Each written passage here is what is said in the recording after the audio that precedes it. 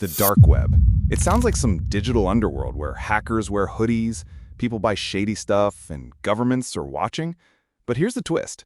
The dark web isn't as mysterious as movies make it seem, and it might even be safer than parts of the normal internet. Wait, what? Yeah, the same internet you use every day. Google, YouTube, TikTok. That's not the whole story. In fact, that's just the tip of the iceberg. What you see is tiny compared to what's hidden. And by the end of this video, you'll not only understand how the dark web actually works, but you'll also know the risks, the myths, the truths, and even why it exists in the first place. Don't worry, I'll explain it so clearly that even if you're 10 years old, it'll all make sense. But first, let's break one myth. You can't just type darkweb.com into Chrome and get in. Nope. If you try, you'll just get nothing. The dark web doesn't play by the same rules as the websites you're used to. It's like comparing a locked secret library to your school library. Same idea, but one is hidden behind doors only certain keys can unlock. So how does this hidden internet even exist? Let's rewind. The normal internet, what we call the surface web, is everything Google can crawl and index. Think of it as a giant mall directory. You search, it shows you stores. Simple. But the surface web is maybe 5% of the internet. The rest? That's the deep web. And before you freak out, deep web doesn't mean criminal. It's just the stuff behind logins and walls. Your email inbox, deep web. Your Netflix account, deep web. Your online banking, deep web. Anything password protected lives there. Now, the dark web. This is a small, intentional corner of the deep web. It's not accidental. It's designed to be hidden. It uses a different set of rules, protocols that normal browsers like Chrome or Safari don't speak. To access it, you need a special tool, Tor. Tor stands for the onion router. And no, it's not about food, though the onion part is pretty accurate. Imagine layers and layers of protection like an onion. Each time your data moves, it's wrapped in a new layer of encryption and bounced through random computers around the world. So by the time it reaches its destination, no one can really trace where it came from. In simple terms, it makes you anonymous. At least that's the idea. We'll get to the flaws later. So when you use Tor, you're stepping into the dark web. Websites here don't end in .com or .org, they end in .onion. And they're not listed on Google. You need special directories, forums, or links to find them. It's like knowing the secret back alley behind a shop. If you don't have the address, you can't just stumble across it. Now, lighter tone. What do people actually do on the dark web? This is where things get complicated. On one side, you've got activists, journalists, and whistleblowers. For them, the dark web is a shield. Imagine living in a country where speaking out against the government could get you jailed, or worse. The dark web becomes a place to share information safely. Even big outlets like the New York Times have a dark web site, so sources can leak documents anonymously.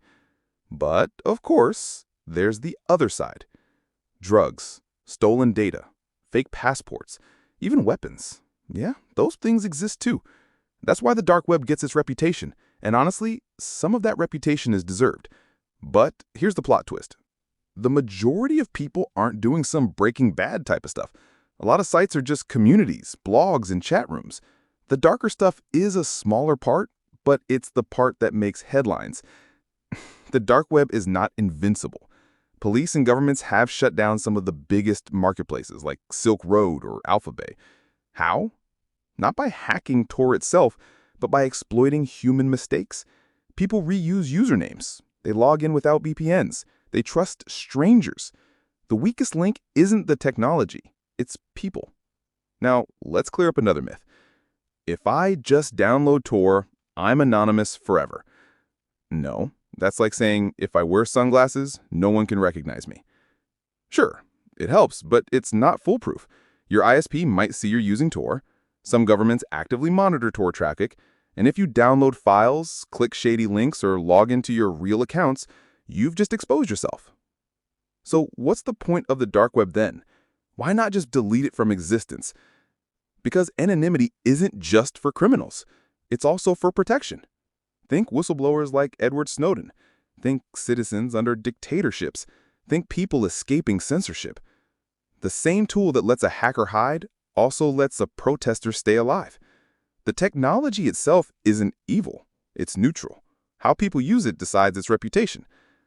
But the dark web will never truly disappear. Even if governments shut down one site, another pops up. It's like cutting off one head of a hydra. And the more restrictions on free speech exist in the world, the more people will turn to it. But wait, if the dark web is hidden, how do people even find sites? Isn't it useless if you don't know where to go? That's the trick. There are special directories like hidden wikis that act as maps. People share links on forums. Sometimes you need invites. And sometimes you just can't find it. That's part of the mystery. The dark web isn't built for convenience. It's built for secrecy. Now, let's answer the kid question. Is it illegal to go on the dark web? Short answer, no. Opening Tor, browsing Onion sites, reading blogs, that's not illegal. What's illegal is what you do there. Buying drugs? Illegal. Hiring a hitman? Definitely illegal. But scrolling through hidden communities? Not illegal. So think of it like this. The surface web is like your local park. The deep web is like your private backyard.